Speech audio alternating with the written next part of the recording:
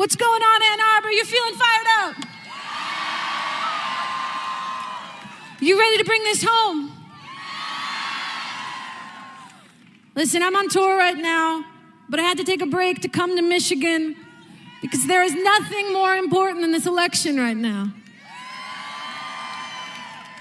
And you, the people standing here today, are going to decide the future of this country. This next song is called Back in My Body. It's about coming home to yourself and about coming home to the world that you want to live in.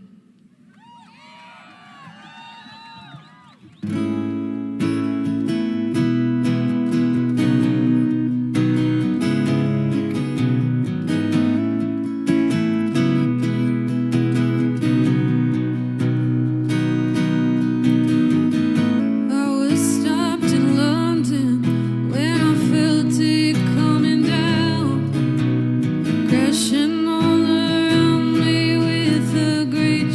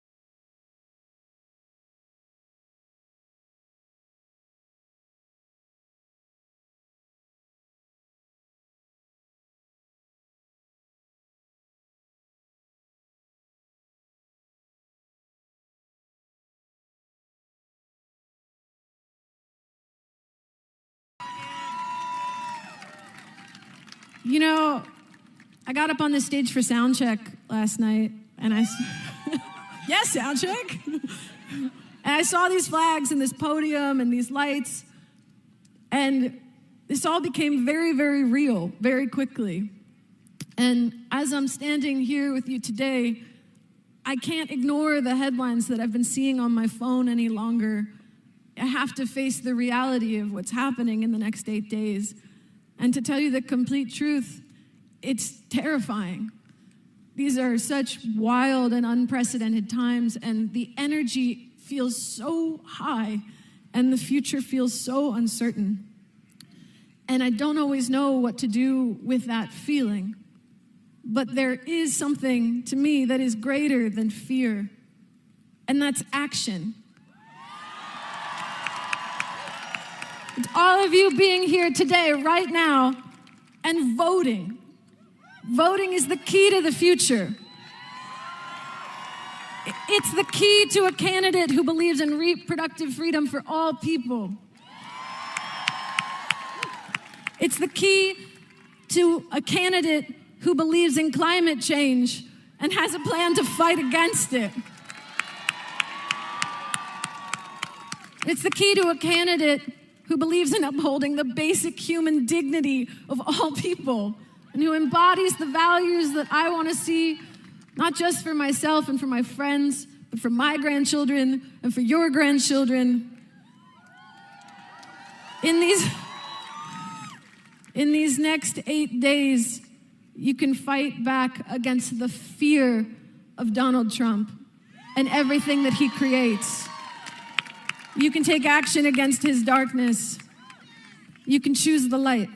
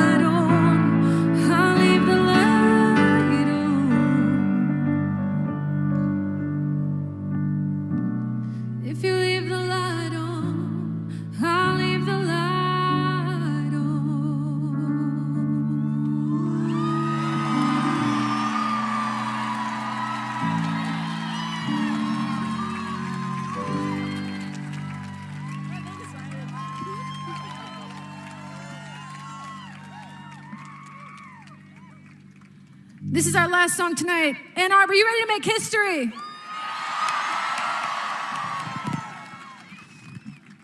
It's right in front of us. But we need every single one of you to vote. Yeah. All right, so if you've got an absentee ballot, bring it to any vote site or drop box today, Ann Arbor. And if you'd rather vote in person, you can go find your early voting site and get it done by November 3rd. You can go to iwillvote.com/mi to find more information about voting. Tell your friends, tell your family, get everybody to do it. Thank you so much for having me today. Thank you to Governor Walz and to all the wonderful people that put this together. And a massive, massive thank you to Vice President Harris, soon to be, with your help, Madam President.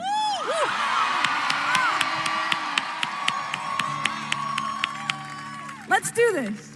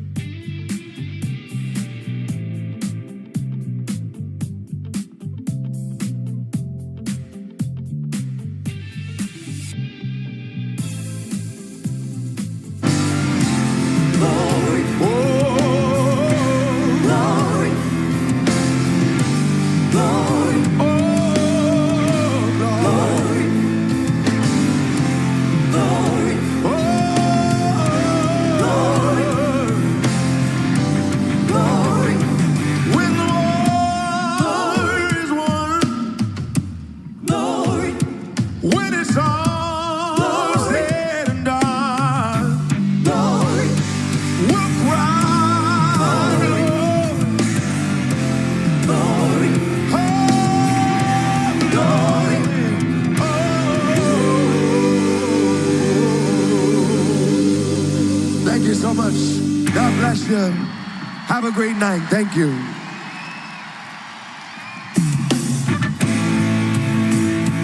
Thank you. Thank you.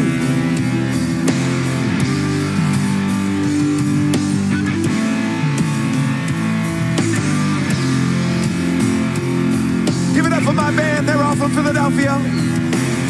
Make some noise for them.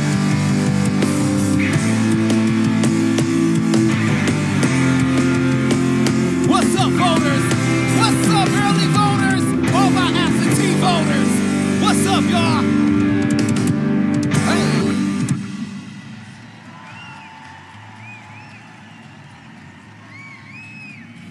Can I get everybody to sing this part? Can you sing?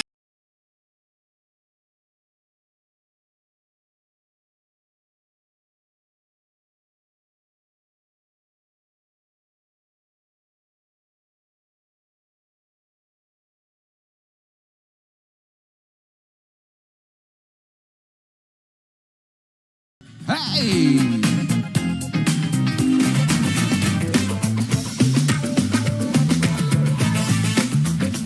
Hey!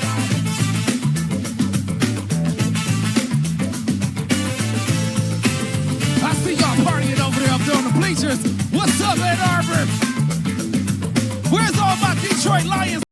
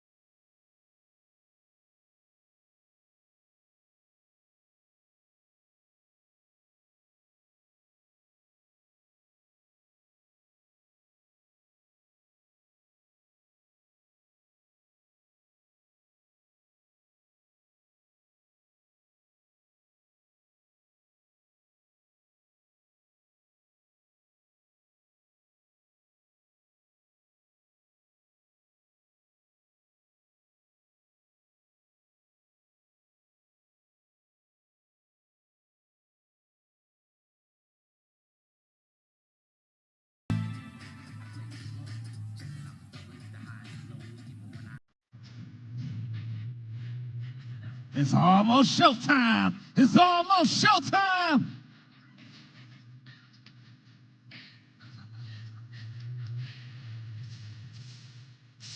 What's up, y'all?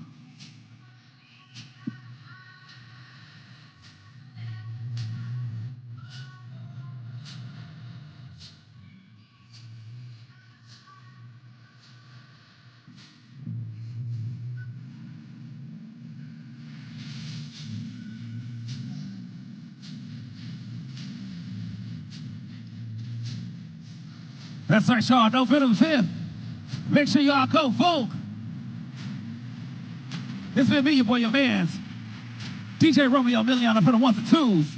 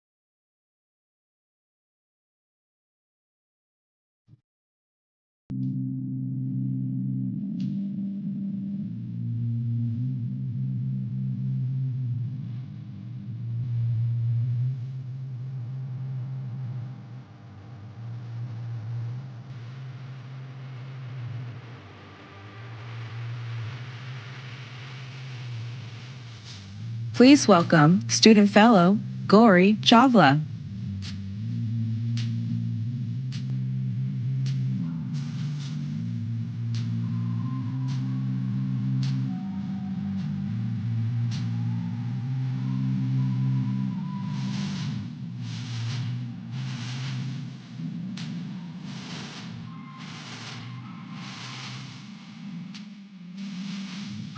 Ann Arbor! I am so honored to be here with you today. My name is Gauri Chavla. I was born and raised in the Bay Area, just like our soon-to-be president. I'm a current freshman at the University of Michigan and a proud fellow with the Michigan One campaign. This year is the first time that I've ever been able to vote, and I am so thrilled to be supporting Kamala Harris and Tim Walz.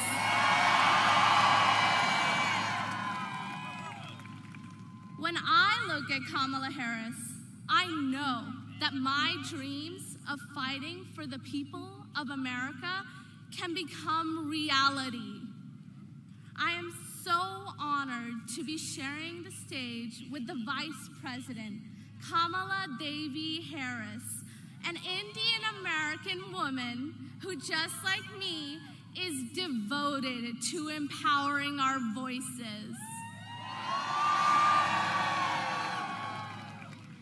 And right now, I'm remembering my grandmother, Kamala Devi Chavla, who would be so proud to see her granddaughter here on the stage speaking to all of you.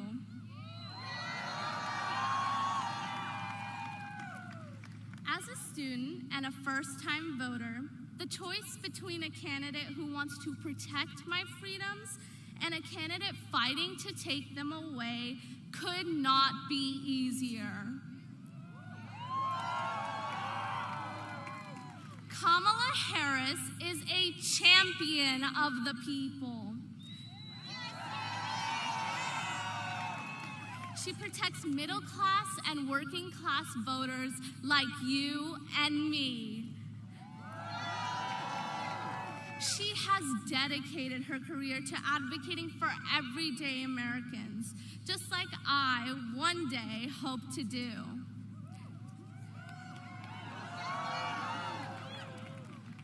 Trump's unhinged agenda is about him. It's not about our freedoms or making our lives better. It's about protecting billionaires like himself at the expense of working people everywhere. He would throw our country into chaos. But in these 8 days, we can reject him once and for all.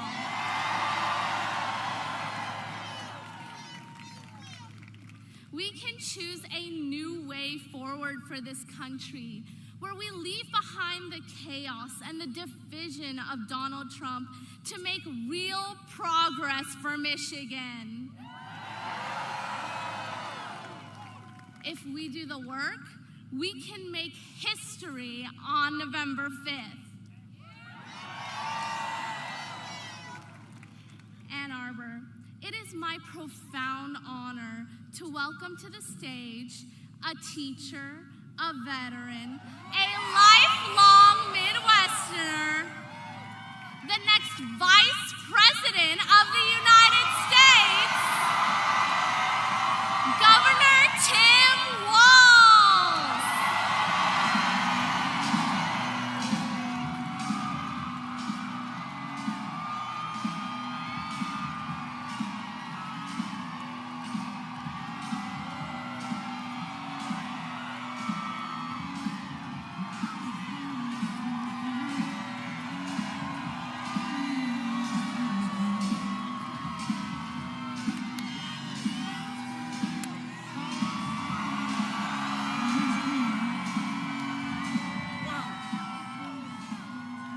Wow. Well, hello, Michigan. Thank you, Gory, for the kind introduction. And how about the incredible Maggie Rogers? Maggie Rogers says vote, people. Look, great thank you to the mayor of this incredible city of Ann Arbor, Mayor Christopher Taylor. Thank you, Mayor. And a couple weeks ago, I went to church with this guy, your Lieutenant Governor, Garland Gilchrist. Thank you. And there's not much I need to say. Someone I served with who just simply gets shit done in Debbie Dingell. So thank you, Debbie Dingell. Well, it's great to be in Wolverine country. Last time I was here, you were beating my Gophers, so thank you very much. I know. Look, I know on November 5th, I learned it while I was over here what Michigan's gonna do. Let's go! Folks, thank you all for coming out. We're blessed on this beautiful evening. I know you could have done anything else, but you came here because you love this country. 8 days till the election. And our team is running like everything's on the line because everything's on the line. But here's the good news. If you're feeling any of that anxiety, any of that nervousness, any of that worry, we've got the solution for you. Get out there and vote for Kamala Harris. I know, I did it last Wednesday with my son who voted the first time, and it works. It works. I am so honored when she asked me to be on this ticket with her. And I have to tell you, I may someday live down the fact that I screened her first call and didn't answer it. So, look, her first day, from a prosecutor to a district attorney to the Attorney General of California to a United States Senator to the Vice President, Kamala Harris had one client, the people. She stood up for women and children against predators and abusers. She stood up for seniors and workers against fraudsters and big corporate interests. And she stood up for families and communities and took on transnational gangs and traffickers. She talks about this. Kamala's mother taught her something. When you see something wrong, don't complain about it. Do something about it. That's exactly what she's always done, and that's exactly what she'll do as your next president. Look, Kamala and I are offering a new way forward where we lower costs for working and class people and middle class folks, and everyone gets an opportunity to get ahead, not just get by. She has a vision of an opportunity for all and freedom for everyone. Now look, I know some of you are here and we got a pretty young crowd, it's a good thing, but there's some gray hairs in here. You can remember when the Republican Party actually used to talk about freedom and mean it. Turns out that this group means that the government is free to invade your office, your library, your bedroom. Look, I've talked about it, I know you got it in Michigan, it's a Minnesota thing, golden rule, mind your own damn business and we'll get along better. We'll get along fine. When Kamala and I talk about freedom, freedom for the people, not politicians, to make your own decisions about your own life. Freedom for seniors to retire with dignity by strengthening Social Security and Medicare. And I say this as a dad and a teacher and as a governor, free to send your kids to school without them being shot dead in the halls. And I'll take no crap on this. I know guns. I'm a veteran. I'm a hunter. Kamala and I are both gun owners. We know that you can uphold the Second Amendment, but also uphold our first responsibility, protecting our children. Interesting fact here, both members of the Democratic ticket are gun owners. The Republican nominee can't pass a background check.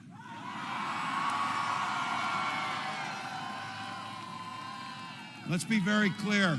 The most basic freedom. When we talk about freedom, Kamala Harris and I mean the freedom for every woman to make decisions about her body without government interference.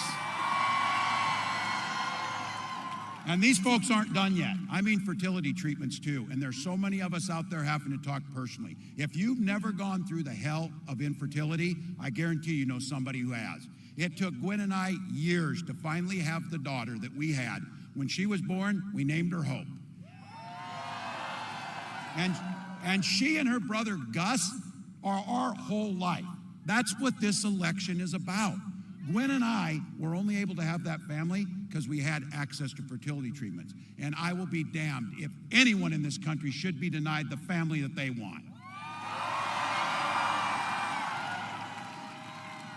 All right, this is for about half this crowd. This is for the men. All of you have those women in your life that you love, daughters, partners, sisters, friends, neighbors, colleagues, whoever it might be. Their lives are at stake in this election. Be very clear about that.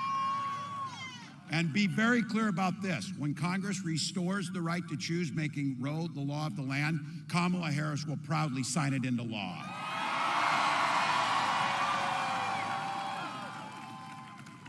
Eight days to go. This election's already started. People are voting across the country. And so you know what it means. This is where I've got to do it. Huddling up a little bit here. Time for a little bit of a pep talk. Look, we got to admit it. This game is tied.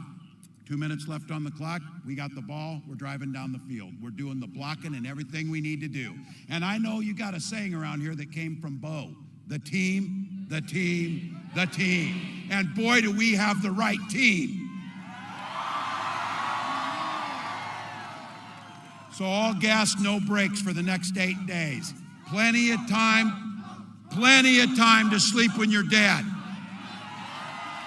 Our time now. We're moving this thing over the next 8 days, an inch at a time, a yard at a time, one door at a time, one phone call at a time. One of those door knocks and one of those interactions, because 1 or 2 extra votes per precinct in the state of Michigan will make Kamala Harris the president of the United States.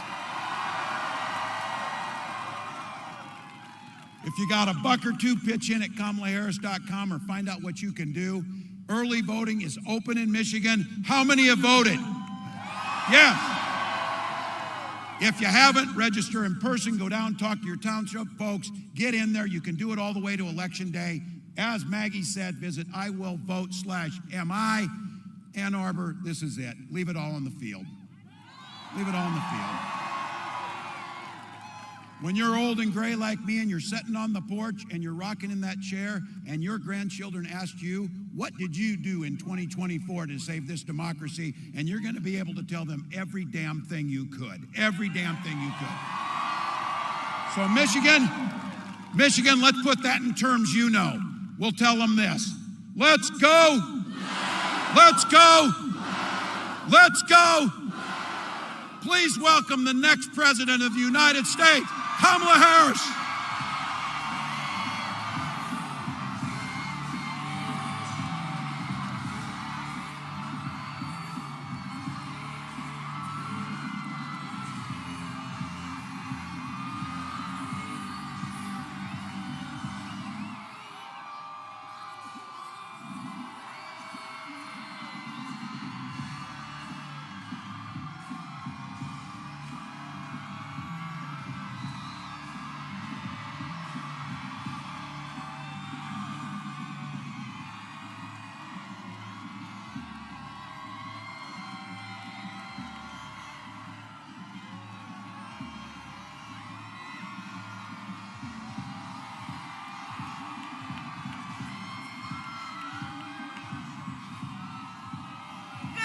Ann Arbor!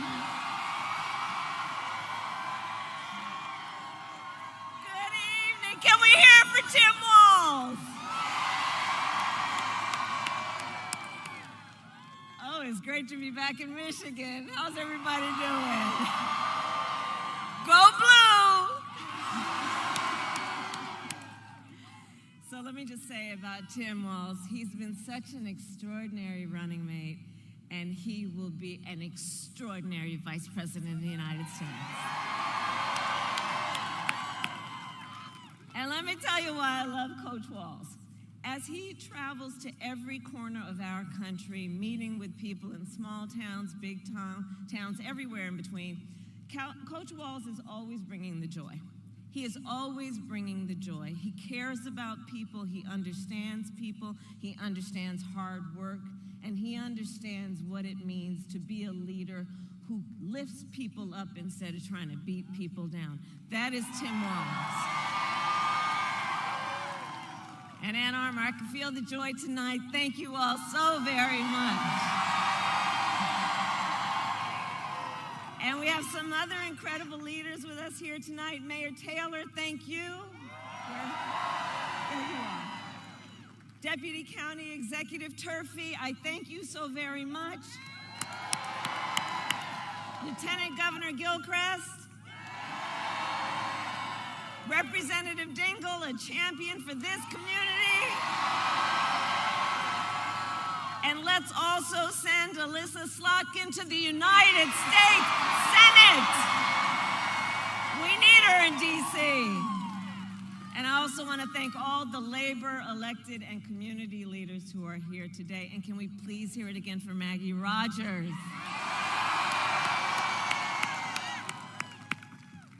All right, we got business to handle.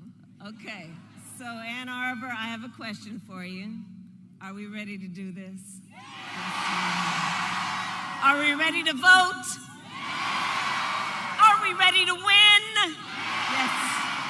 And we will win. And we will win. So you just heard from the coach, early voting has started here in Michigan. You can vote early now through Sunday, November 3rd. And we need you to vote early, Michigan, because we have just 8 days to go, 8 days left in one of the most consequential elections of our lifetime. And as everybody here knows, this is going to be a tight race until the very end. So we have a lot of work ahead of us, but we like hard work. Hard work is good work. Hard work is joyful work. And make no mistake, we will win. We will win.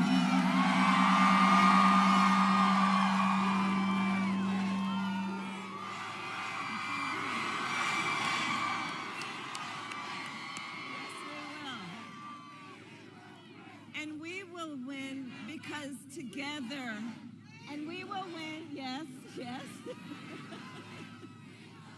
We can keep going all night. But one of the reasons we will win is because we are all in this together. We are all in this together. People from every walk of life, understanding that the vast majority of us have so much more in common than what separates us. And we here are fighting for the future. We are fighting for the future. And we understand the opportunity that we have before us to turn the page on the fear and divisiveness that have characterized our politics for a decade because of Donald Trump.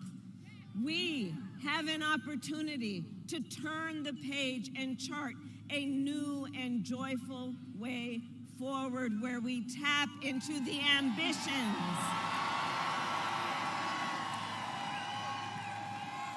and we will tap into the ambitions and the aspirations and the dreams of the American people.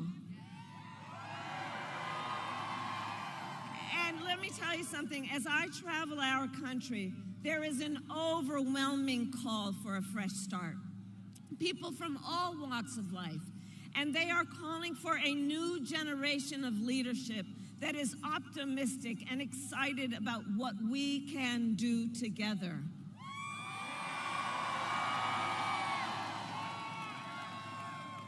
There is a yearning in our country for a president who will see you, who gets you, and who will fight for you.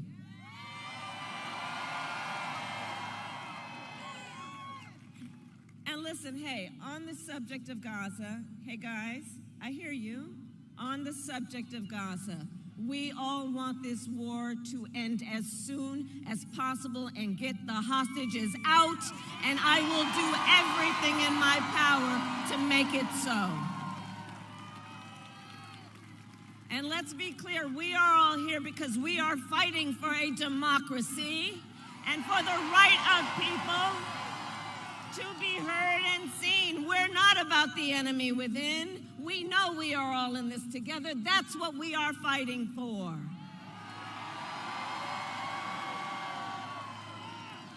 And my whole career,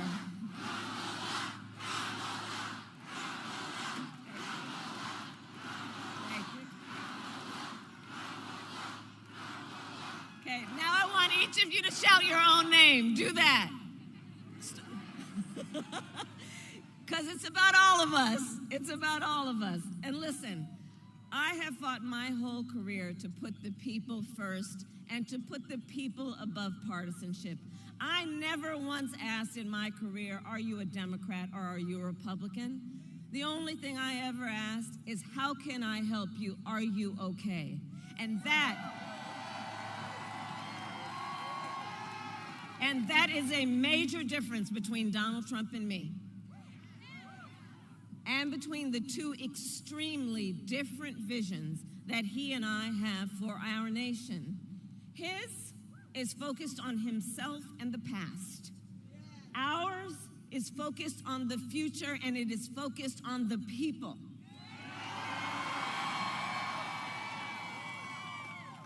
So together we will build a future where we bring down the cost of living. That will be my focus every single day as president, because while inflation is down and wages are up, prices are still too high. You know it and I know it. And unlike Donald Trump, who had $400 million handed to him on a silver platter, and don't forget he filed for bankruptcy 6 times, the great businessman. Unlike him, I grew up in a middle-class neighborhood with a working mother who kept a strict budget and did everything she could to make sure that my sister and I had all we needed. I come from the middle class, and I will never forget where I come from. Never. And so my common sense plan will lower the prices you pay on everything from prescription medication to groceries to housing. On the other hand, Donald Trump will raise costs on you and your family. In fact, independent economists have analyzed both of our plans and found mine will cut your costs and strengthen our economy, while his will increase inflation and lead to a recession by the middle of next year. And his agenda is laid out in Project 2025. You know, I say everywhere, and I know we've got a lot of students here, and I have to tell you, I just find it really interesting that they put that thing in writing. They put it in writing. They bound it. They published it. They handed it out. And then they expect we're not going to talk about it? Are you kidding me? And when you read it, you will see it is a detailed and dangerous blueprint for what he plans to do if he is elected president. Donald Trump will impose a 20% national sales tax on everyday basic necessities, which economists have estimated will cost the average American family an additional $4,000 a year. Contrast, on the other hand, I'm going to take on corporate price gouging. I've done it before, and I will do it again. Donald Trump will give massive tax cuts like he did before to billionaires and the biggest corporations. He did it the last time. He's going to do it again. I, on the other hand, will give middle-class tax cuts to 100 million Americans, including $6,000 for the first year of a child's life, because I understand how that will lift America's children out of poverty, which must be one of our highest goals. Donald Trump will get rid of the $35 a month cap on insulin for our seniors. He will cut Medicare and Social Security. In fact, economists say he will bankrupt Social Security in the next 6 years. And understand what that means. So many of the seniors in America, that's their only source of income. That's the only way they're able to pay their rent and buy food. I have a plan to support our seniors so they can grow older with dignity and so their families are not overwhelmed by the cost of home health care.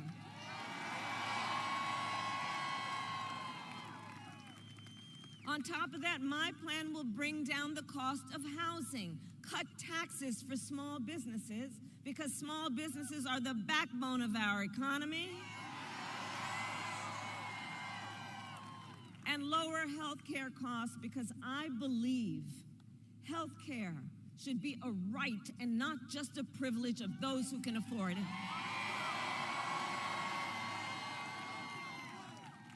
Donald Trump, on the other hand, intends to end the Affordable Care Act and take us back, which would take us back to a time when insurance companies could deny people with pre-existing conditions. You remember what that was like? Well, we are not going back. We are not going back. We are not going back.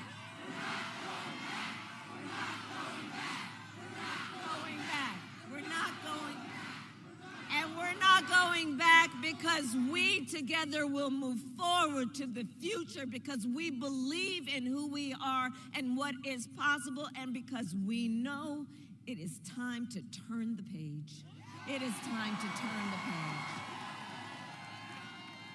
Ours is a fight for the future, and it is a fight for freedom, like the fundamental freedom of a woman to make decisions about her own body and not have her government tell her what to do.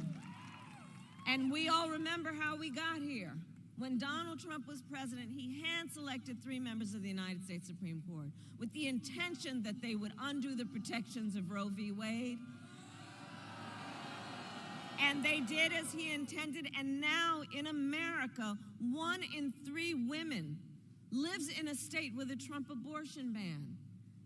Many with no exceptions, even for rape and incest. I was just in Texas the other day. You know, they provide prison for life for doctors and nurses and healthcare providers for providing care. Prison for life. And no exceptions for a crime that is a violation of someone's body, and then to tell that survivor of that violation, you have no right to make a decision about what happens to your body next? That is immoral. It is immoral. And I know we all agree, one does not have to abandon their faith or deeply held beliefs to agree the government should not be telling her what to do. Not the government. And listen, you all have heard me say, I do believe Donald Trump to be an unserious man, but the consequences of him ever being president again are brutally serious. Brutally serious. Consider, on the topic we were just discussing, Donald Trump still refuses to acknowledge the pain and suffering he has caused. He insists that, quote, everyone wanted for Roe v. Wade to be overturned. Everyone wanted this? Women are being denied care during miscarriages, some only being treated when they've developed sepsis. They didn't want this. Couples trying to grow their family have been cut off in the middle of IVF treatments. They didn't want this. The men of America are seeing their daughters and wives and sisters and mothers put at risk because their rights have been taken from them. The men of America don't want this. And women have died because of these bans. How could anyone say these folks wanted this? And I pledge to you, when Congress passes a bill to restore reproductive freedoms, as President of the United States, I will proudly sign it into law. Proudly. Proudly. And I'm traveling our nation, so I have to tell everyone here, across our nation, we are seeing a full-on assault on other and additional hard-fought, hard-won freedoms and rights, like the freedom to vote. I was just in Georgia. You know they passed a law that makes it illegal to give people food and water for standing in line to vote? The hypocrisy abounds. Whatever happened to love thy neighbor, right? Attacks on the freedom to be safe from gun violence, the freedom to breathe clean air and drink clean water, the freedom to love who you love openly and with pride.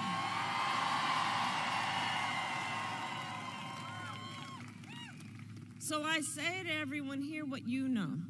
Generations of Americans before us fought for freedom. And now the baton is in our hands.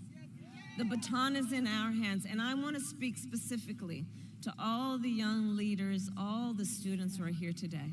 I want to speak to you for a moment. So I love your generation. I really do. And one of the things about it is you are rightly impatient for change. I love that about you. You are impatient for change. Because look, you have only known the climate crisis and are leading then the charge to protect our planet and our future. You young leaders who grew up with active shooter drills and are fighting then to keep our schools safe. You who now know fewer rights than your mothers and grandmothers are standing up for reproductive freedom. And for you then, I know that these issues that are at stake, they are not theoretical. This is not political for you. It is your lived experience. And I see you, and I see your power. And I know many of you are voting for the first time. Can I see a raise of hands? Who's voting for the first time? Can we hear it for our first-time voters?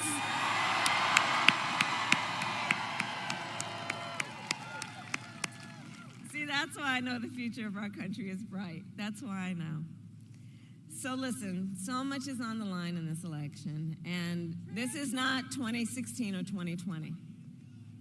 We can all see that Donald Trump is even more unstable and more unhinged, and now he wants unchecked power.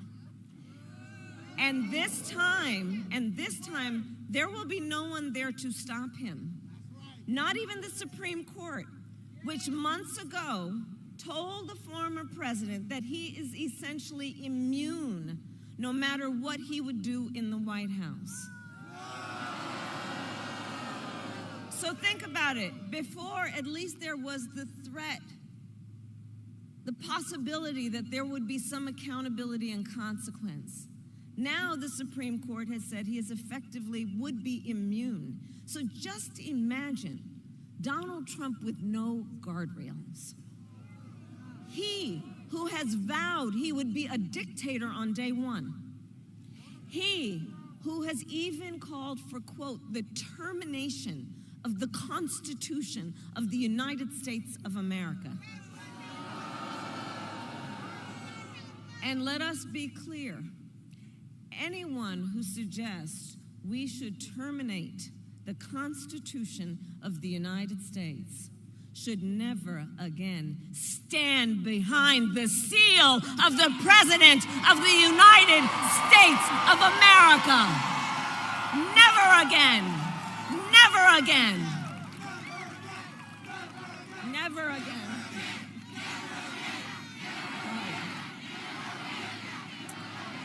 So, Michigan, there is a huge contrast in this election, and I'd ask us to just imagine the Oval Office in 3 months, okay? So just picture it in your head.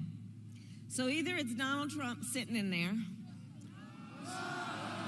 stewing over his enemies list, or me, with your help, working for you, checking off my to-do list.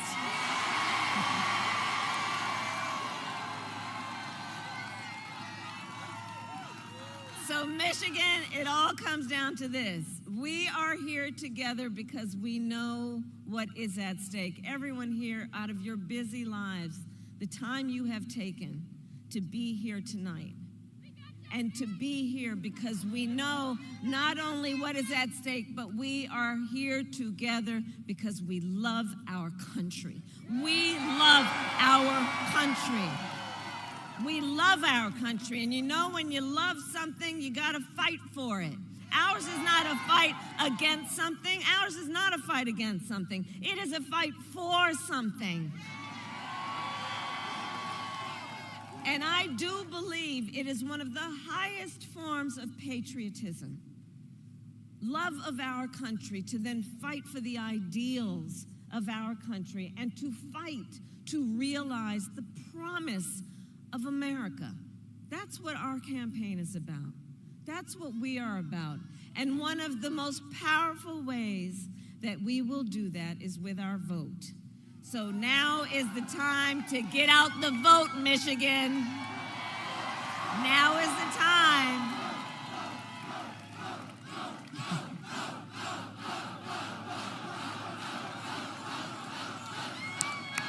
And we have 8 days to get this done. So obviously, nobody here is going to sit on the sidelines. And let's make sure that we spend the next 8 days knowing that in 9 days, when we look back, we will be able to say and know we did everything we could to remind our friends and our classmates and our neighbors and our coworkers that we're all in this together. You know, there's been something about this Trump era that's been very backward in terms of trying to suggest that the measure of the strength of a leader is based on who you beat down, instead of what we all know. The true measure of our individual and collective strength is based on who we lift up. That's what we are about. And over these next 8 days, yes, we will win. Yes, we must win. But let's also approach these 8 days knowing our power to build community, knowing our power to build coalitions, knowing our power to reach out to one another, reminding us that nobody is alone, that we are all in this together. And let's do that then while we knock on doors, while we take the time to text and call potential voters. Let's reach out to our family and our friends and our classmates and our neighbors and make sure they know the stakes in this election. And let's remind them your vote is your voice and your voice is your power.